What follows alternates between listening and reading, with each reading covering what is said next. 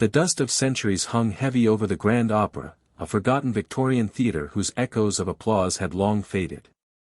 Now, a new kind of spectacle graced its stage, the mystery of a dancing shadow that, like a choreographed phantom, terrified the restoration crew. Was it the spectre of a lost ballerina, whose ghostly steps still sought a final act, or was there something more sinister lurking behind the faded curtains? The stage awaited, and Mystery Inc. was about to discover that sometimes, the greatest show of all is what hides in the shadows. The invitation to Mystery Incorporated seemed, at first glance, just another case of superstition and overactive imagination. The Grand Opera, a majestic Victorian theatre nestled in the heart of a city with more secrets than streets, was slated to reopen after decades of abandonment. However, the restoration team, initially excited at the prospect of reviving its former glory, was now on the verge of collapse. The reason? A dancing shadow. Fred, with his determined chin and perpetual planning, analyzed the theater's blueprint, marking strategic points for future traps. An old theater, huh? Perfect for a good old projection trick, he muttered, more to himself than to the team. Velma, meanwhile, was already engrossed in piles of dusty books and articles about the Grand Opera's history and local legends. Her glasses slipped down her nose as she read about the disappearance of a famous ballerina, Elara, decades ago, whose last steps were taken on that very stage. Legend has it that Elara was the embodiment of grace, but her last solo was interrupted by an eternal silence, Velma informed, her voice grave. Since then, whispers of her ghostly presence have haunted the corridors. Daphne, with her keen intuition, walked the stage, trying to feel the place's energy. She observed the dust marks and remnants of old sets, imagining the life that once pulsed there. The dancing shadow isn't just an image, one of the restorers, a grizzled man named Arthur, explained with a trembling voice. It dances. A strange, almost mesmerizing choreography that seems to float on the walls and stage, always at dusk. His eyes, still marked by fear, swept the stage, as if expecting the apparition at any moment. Fred, hearing the description, adjusted his mental traps. A shadow that dances? That complicates things a bit. He imagined invisible strings, strategically placed spotlights, but knew that if it was a ghost, the mechanics would be very different. Scooby and Shaggy, meanwhile, had already sniffed their way to the backstage area, where the promise of a forgotten snack was more appealing than any mystery. They rummaged through dusty dressing rooms, opening drawers and cupboards in the hope of finding a lost biscuit or a piece of sandwich. You know, Shaggy, we could live here after the mystery's solved, Scooby pondered, his mouth full of a seemingly petrified birthday cake they found in what looked like the old ballerina's makeup room. Lots of places to hide food, and we could put on our own comedy show. Shaggy, chewing what seemed like dry bread, nodded vigorously. The Mystery Incorporated team decided to spend the first night in the theater to observe the phenomenon up close. As night fell, a heavy atmosphere enveloped the Grand Opera. The wind howled through the window cracks, and the creaking sounds of wood created an eerie symphony. Velma prepared her measuring equipment, while Fred checked the installation of some infrared cameras.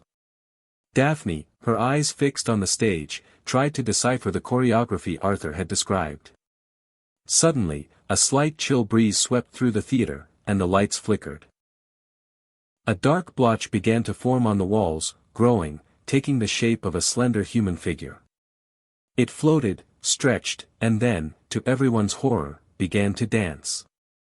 It wasn't an ordinary dance, but a series of fluid and ethereal movements, almost as if the very air was contorting into a performance. It was the dancing shadow. The figure seemed to observe the empty audience, as if seeking recognition, a memory. The restoration team, who had promised to stay, fled in a panic, their screams echoing through the corridors. Fred activated one of his traps, a net that was supposed to deploy automatically, but the shadow simply floated through it, as if it were smoke. Velma tried to record measurements, but her instruments seemed to go wild with erratic readings. Daphne tried to follow the shadow's movements, but it was fast and unpredictable. Scooby and Shaggy, who had promised to help Fred monitor the cameras, were huddled behind a pile of scenery, trembling with fear. The shadow, after a few minutes of its ghostly performance, dissolved as quickly as it appeared, leaving behind only the oppressive silence of the theater and the persistent feeling of something inexplicable. "This is no ordinary light trick," Fred admitted, his trap plans seeming inadequate. "It's something more elaborate, or, it really is a ghost." Velma, her brow furrowed, examined the confused data from her instruments. Legends about Elara speak of unrequited love and an unfulfilled desire for recognition. Perhaps the shadow is the manifestation of her art and her pain. Daphne, still feeling the strange vibration of the stage, murmured, "This dance, it seems to have a message, a story that needs to be told." The first encounter with the dancing shadow had left more questions than answers, and Mystery Inc. realized that this case would be different from all the others. They would have to delve deep into the Grand Opera's past and unravel not just a mystery, but a legacy. With each ghostly movement, the shadow seemed to taunt them, challenging them to decipher its enigma before the theater, and perhaps themselves, were forever consumed by its ethereal presence. The following morning brought renewed determination to Mystery Incorporated. The encounter with the dancing shadow had solidified the idea that the mystery was more complex than a simple lighting trick. Velma, with Daphne's support, dedicated herself to more in-depth research in the city archives. They visited the municipal library, an equally old and dusty building, where they found faded records, newspaper clippings, and even some Grand Opera playbills. Elara's name appeared frequently, always accompanied by adjectives like divine, incomparable, and ethereal.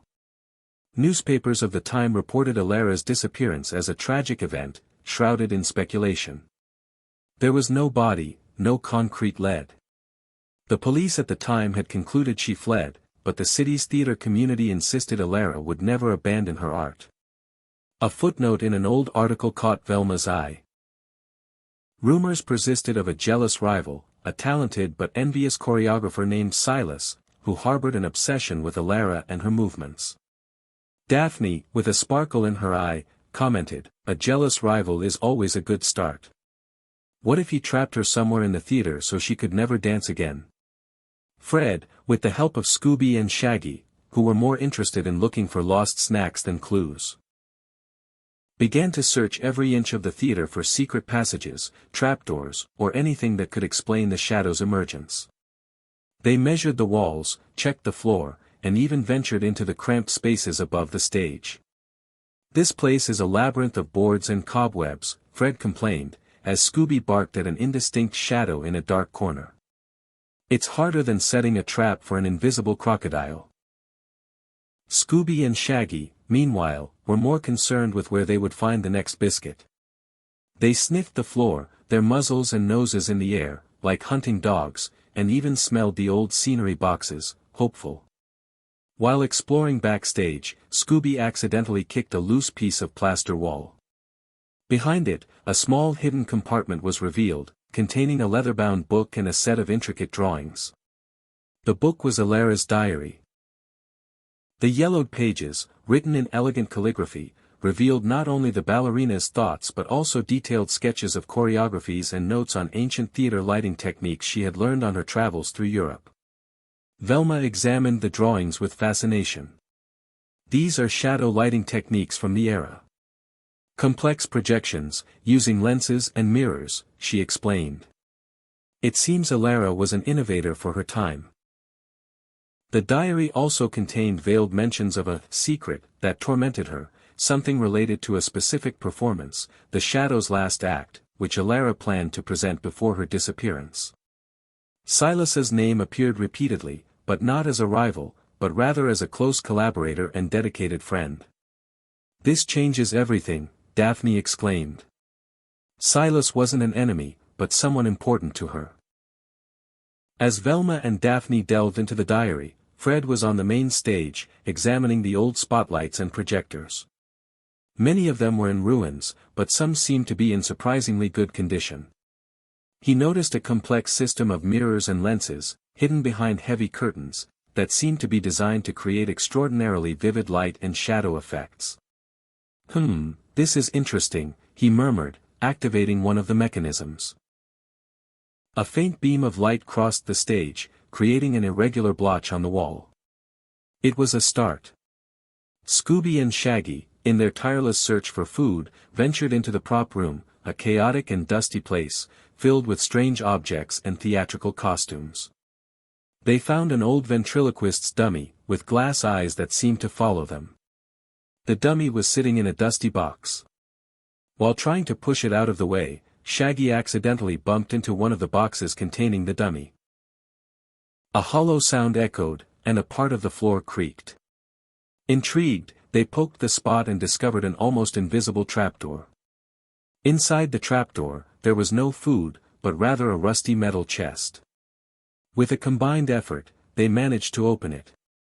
Inside, there was a set of old parchments and a silver medallion with the symbol of a dancing ballerina. The parchments, written in elegant calligraphy, were musical scores and detailed instructions for a complex choreography.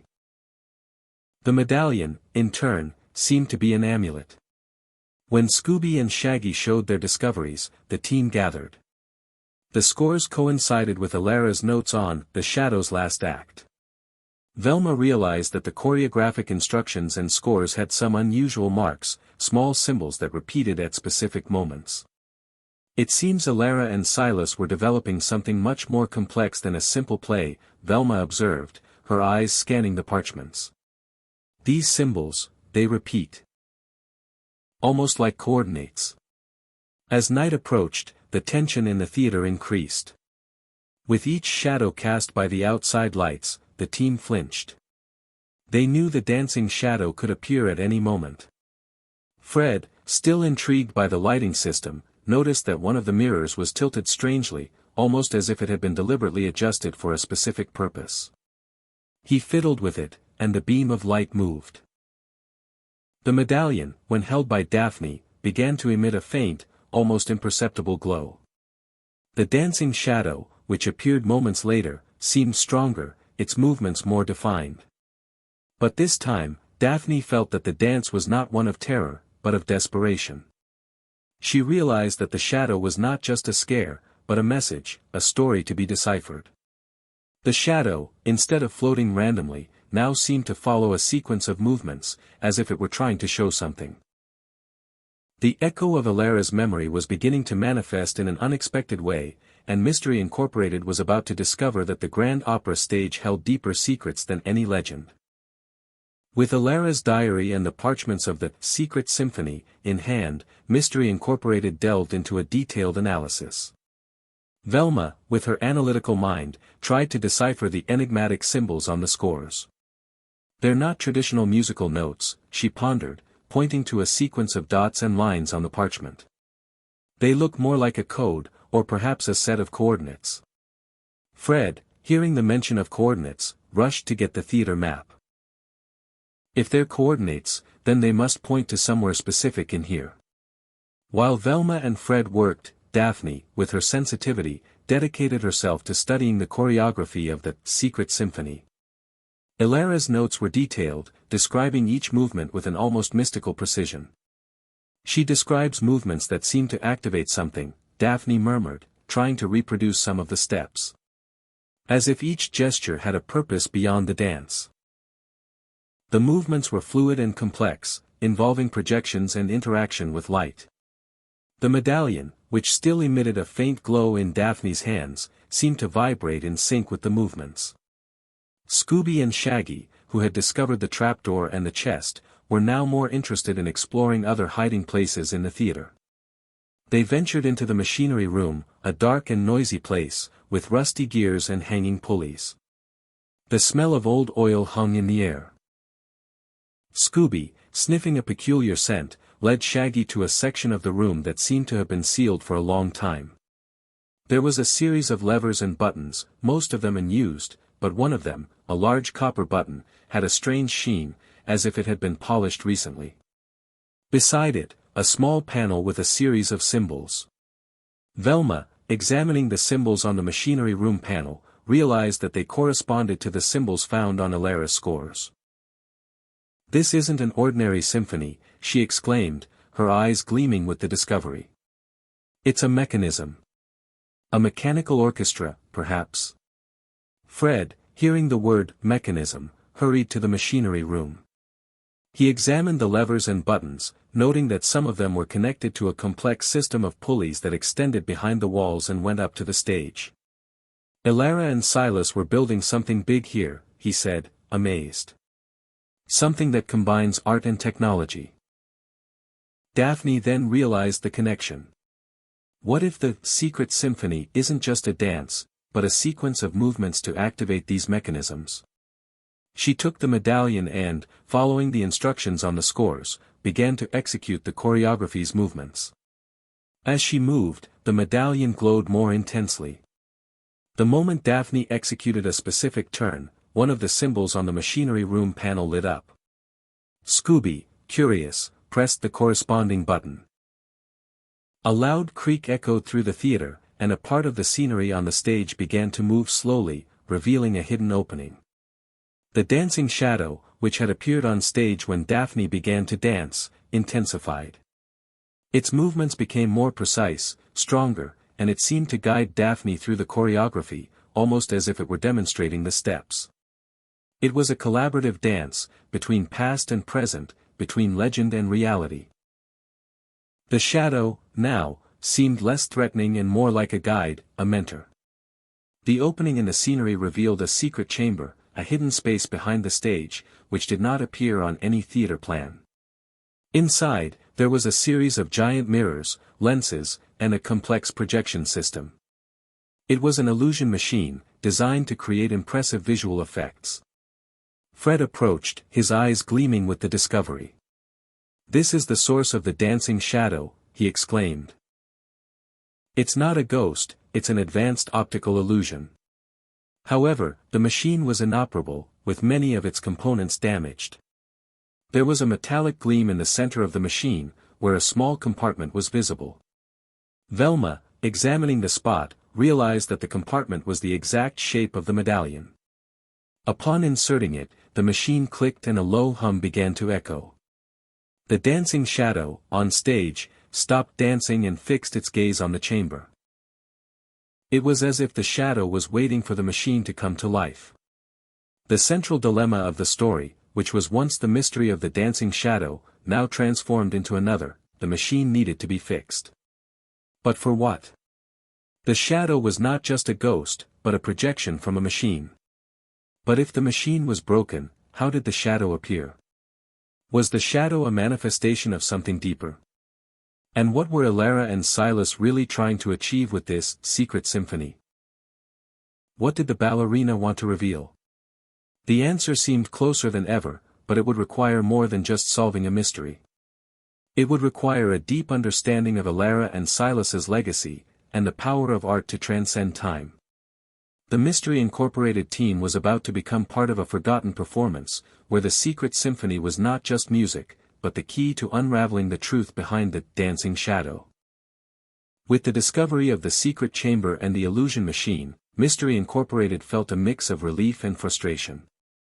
Relief at finally having a logical explanation for the dancing shadow, and frustration at having to fix a complex contraption in a haunted theater. Fred, in his element, began inspecting the machine, identifying damaged parts and circuits that needed repair. "This is going to take a while," he grumbled, wiping grease from one of the mirrors, but with a satisfied gleam in his eyes. "But for sure, it's not a ghost. Just an old stage trick machine." Velma, however, was not entirely convinced. While Fred worked on the machine, she continued to study Elara's diary and the secret symphony parchments. There was something in the ballerina's notes that bothered her, a feeling that the machine was only part of a larger plan. She focused on the last entries in Elara's diary, which seemed increasingly urgent. Elara didn't just want to impress, she wanted to reveal something, Velma read aloud to Daphne. Something that kept her prisoner, even when she was free on stage. Elara's words were enigmatic, full of metaphors about shadows and hidden truths. Daphne, in turn, continued to practice the movements of the secret symphony, medallion in hand. She felt that each step, each gesture, held a deeper meaning. As she danced, the dancing shadow, which still appeared at dusk, seemed to react to her movements, almost as if trying to communicate.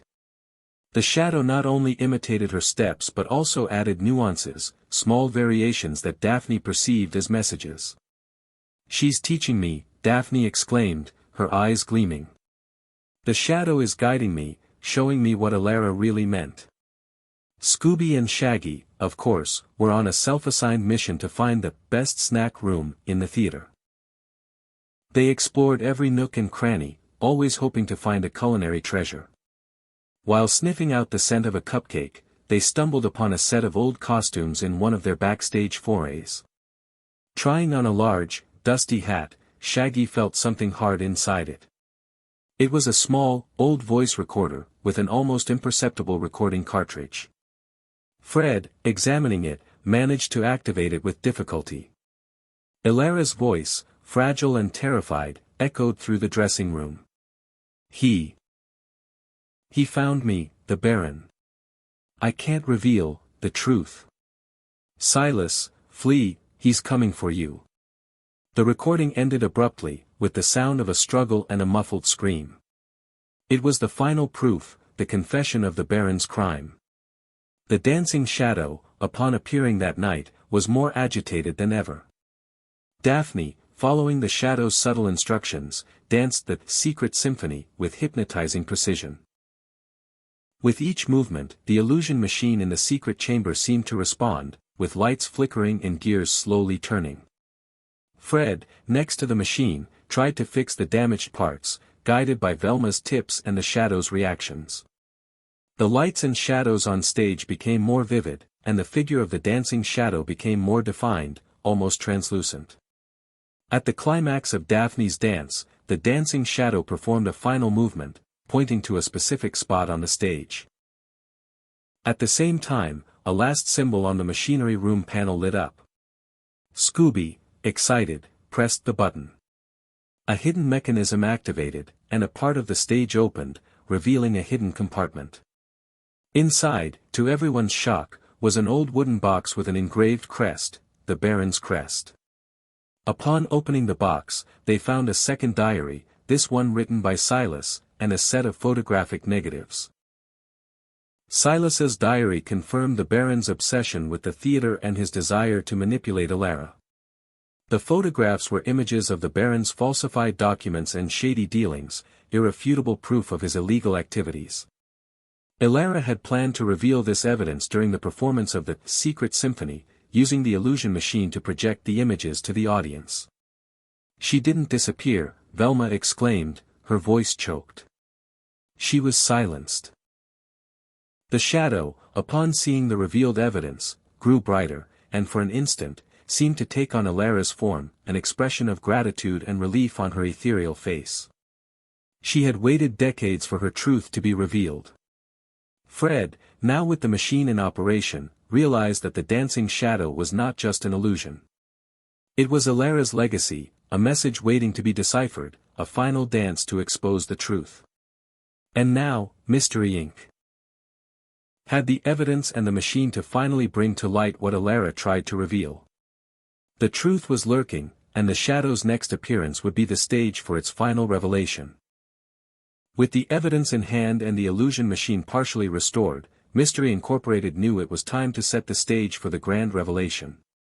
Fred, with his engineering talent, worked tirelessly to fix the machine, using Silas's blueprints and Alara's own notes. Damaged parts were replaced, mirrors were realigned, and rusty mechanisms were lubricated. "It's almost ready," he announced, covered in grease but with a satisfied gleam in his eyes. "The dancing shadow will have its big moment." Velma and Daphne, meanwhile, dedicated themselves to organizing the evidence against the Baron. Silas's letters, the photographic negatives, and Alara's own diary entries fit together like pieces of a macabre puzzle.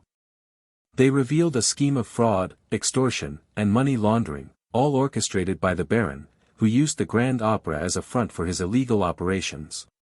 "He was afraid Alara would expose him," Velma explained. "That's why he stopped her." Daphne practiced the secret symphony with the medallion, now more confident and connected to Alara's choreography. She realized that, in addition to activating the illusion machine, the dance also seemed to be a tribute to the artist, a final farewell. The dancing shadow, which appeared during her rehearsals, now seemed less like a guide and more like a stage partner, its movements fluid and graceful. They danced in perfect synchronicity, a fusion between past and present.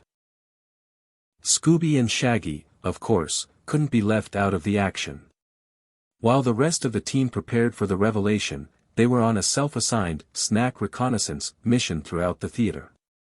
In one of their forays into the dressing rooms, they stumbled upon a set of old costumes. While trying on a large, dusty hat, Shaggy felt something hard inside it. It was a small, old voice recorder, with an almost imperceptible recording cartridge. Fred, examining it, managed to activate it with difficulty. Alara's voice, fragile and terrified, echoed through the dressing room. He found me, the Baron. I can't reveal the truth.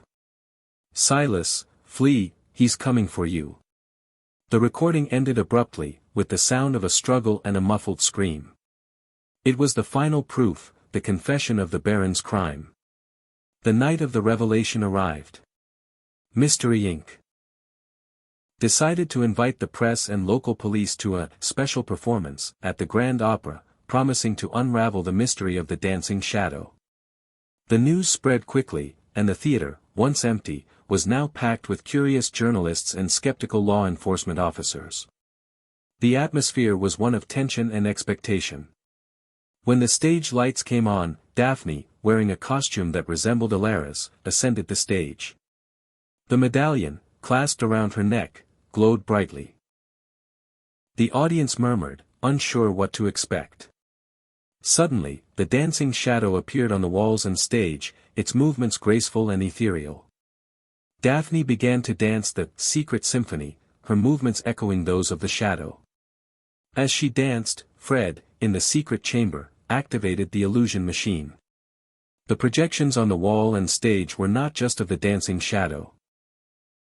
The machine, now in full operation, began to project clear images of the Baron's falsified documents, incriminating letters, and photographs that proved his illegal activities. Alara's recorded voice was amplified, echoing through the theater, telling the story of her persecution and the Baron's plan to silence her. The audience was stunned.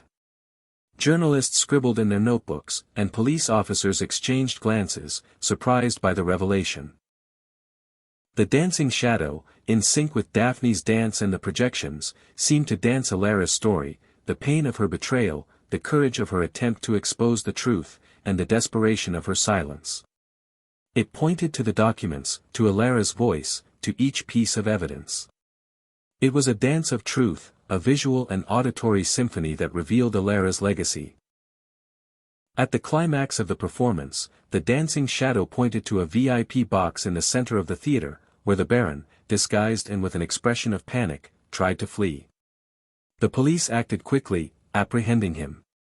The audience erupted in applause, and the dancing shadow, after its last and most important performance, began to fade. But this time, it was not a frightening disappearance, but rather a farewell, a feeling of a mission accomplished. Alara's silhouette, for a brief instant, seemed to hover over the stage, her eyes fixed on Daphne, a smile of gratitude. The illusion machine stopped, and the dancing shadow disappeared completely, leaving behind only the stage light and the reverberation of truth. Mystery Incorporated had solved the mystery, but they had also given voice to a silenced artist, and justice to a forgotten legacy. The Grand Opera was no longer haunted. It was free to tell Alara's story, not as a legend of terror, but as a testament to courage and the strength of art. The theater, now, was ready to reopen, not just as a stage for shows, but as a memorial to the ballerina who danced the truth out of the shadows. The Baron's arrest marked the end of a dark chapter in the Grand Opera's history. The news of his apprehension, based on the evidence revealed by Mystery Incorporated, spread like wildfire, restoring Alara's and Silas's reputations. The theater, once seen as a haunted place, was now a symbol of justice and the persistence of truth. The restoration team, who had fled in panic, returned with new vigor, inspired by Elara's story. Fred, proud of his illusion machine, spent the following days refining its mechanisms, ensuring it worked perfectly, not to scare, but to enchant. He and Velma had developed a plan to use the machine in future grand opera productions, to create impressive and educational visual effects. Elara's machine will be a legacy, Fred explained, as he tightened the last screws. It will serve art, just as Elara wished. Velma, meanwhile, dedicated herself to writing a book about the history of Elara, Silas, and the Baron, detailing Mystery Incorporated's investigation and the legacy of the Dancing Shadow. Her book, The Shadow's Last Act, The Truth Behind the Legend, became a bestseller, and the proceeds were allocated to the restoration of the Grand Opera and the creation of a scholarship program for young ballerinas. Elara didn't want to be just a legend, Velma wrote in the book's dedication. She wanted her art to live and inspire. Daphne, deeply touched by Elara's story, decided to honor the ballerina in a special way. With the help of a new choreographer and members of the restoration team, she began rehearsing a new performance, a recreation of the Secret Symphony. This time, the dance would be a tribute to Elara's courage, and the medallion would be a central piece, gleaming around her neck. The choreography included the movements the Dancing Shadow had taught her, making it a collaboration between past and present. Scooby and Shaggy, who had found the voice recorder that sealed the Baron's fate, were declared the snack heroes. They became the theater's unofficial mascots, and the prop room, where they had found the recorder, was renamed the Scooby and Shaggy Tasting Room, with an unlimited supply of dog biscuits and sandwiches. They spent their days sniffing every corner of the theater, ensuring there were no more hidden secrets, and occasionally, helping out, with the play's rehearsals, with unexpected pirouettes and jumps. The Grand Opera's reopening was a grand event. The entire city attended, eager to witness not only the theater's restored beauty, but also Elara's story, which had finally been revealed. The Secret Symphony, performed by Daphne and a group of young ballerinas, was the highlight of the night. The illusion machine, operated by Fred, projected images of Elara and key moments of her story, intertwining the dance with the visual narrative. The audience was ecstatic. During the performance, a subtle phenomenon occurred. The moment Daphne, wearing the medallion, executed the final movement of the Secret Symphony, a faint light seemed to emanate from the stage, almost like a ghostly glow, but this time, it was not of terror, but of peace. It was Elara's presence, finally free, her art celebrated, her legacy honored. The Dancing Shadow did not appear, but its essence, its story, was there, permeating every step, every note. The curtain fell amidst thunderous applause. The Grand Opera had been saved, the mystery had been solved, and the truth had prevailed. Mystery Incorporated prepared for their next adventure, but the echoes of the Grand Opera and the legacy of the Dancing Shadow would forever remain in their memories. They had proven that sometimes, the greatest mysteries are not about ghosts, but about the hidden truths that art and time can finally reveal. The theater, now, was ready for a new beginning, where the shadows of the past did not haunt, but illuminated the path to the future. The dust of centuries had finally settled over the Grand Opera, revealing not a ghost, but the indomitable spirit of Elara. The Dancing Shadow, once a torment, transformed into the final act of a silenced ballerina, whose art and courage unmasked the truth hidden for decades. The theater, now free of its shadows, flourished as a beacon of justice and a stage where Elara's memory would dance eternally, proving that not even time or darkness can erase the legacy of a soul that refuses to be forgotten.